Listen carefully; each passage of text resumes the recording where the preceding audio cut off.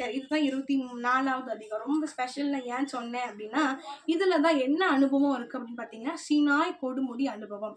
இப்போ என்னன்னு பார்த்தீங்கன்னா, ம் இதுல நான் ஃபர்ஸ்ட்டே சொல்லிட்டோம். ஃபர்ஸ்ட்டே நம்ம பார்த்தோம்.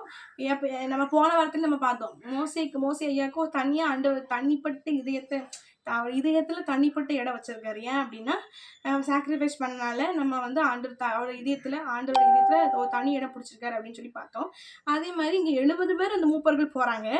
ஆனாலும் கூட கர்த்தர் மோசே ஐயா மாத்திரம் ஸ்பெசிஃபிக்கா என்ன பண்ணு, மலையோட உச்சிக்கு நீ மட்டும் ஏறி வா அப்படின்னு சொல்றாரு.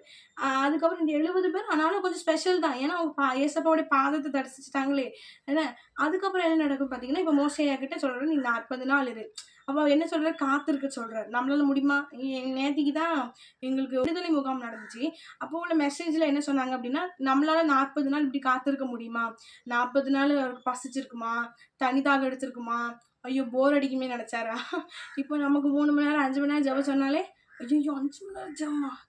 உட்காரவே முடியாது அப்படின்னு நம்ம நெனைக்கிறோம். ஆனா, மோசே 40 நாள் இரவும் பகலும் தூக்கம் வந்துச்சா?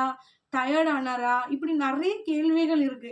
அப்ப கர்த்தருடைய மகிமை அது எல்லாத்தையும் மூடிடுச்சா? அந்த மாரி எண்ணங்களே வரலையா? தாகம், பசி, அம் தூக்கம் இது எதுவுமே வராம கர்த்தருடைய பிரசன்னம் அப்படி மூடிடுச்சா? அப்படின்றது நமக்கு தெரியல. கரெக்ட்டா தெரியல. ஆனாலும் நம்ம யோசிச்சு பார்த்தா அது வியப்பா தான் இருக்கு. அப்போ ஆண்டவர் அப்படி காத்திருக்கும்போது தான் என்ன பண்றாரு? மோசே ஐயா கிட்ட பேசுறாரு. இது வந்து ஒரு மேலான ஒரு அனுபவம்.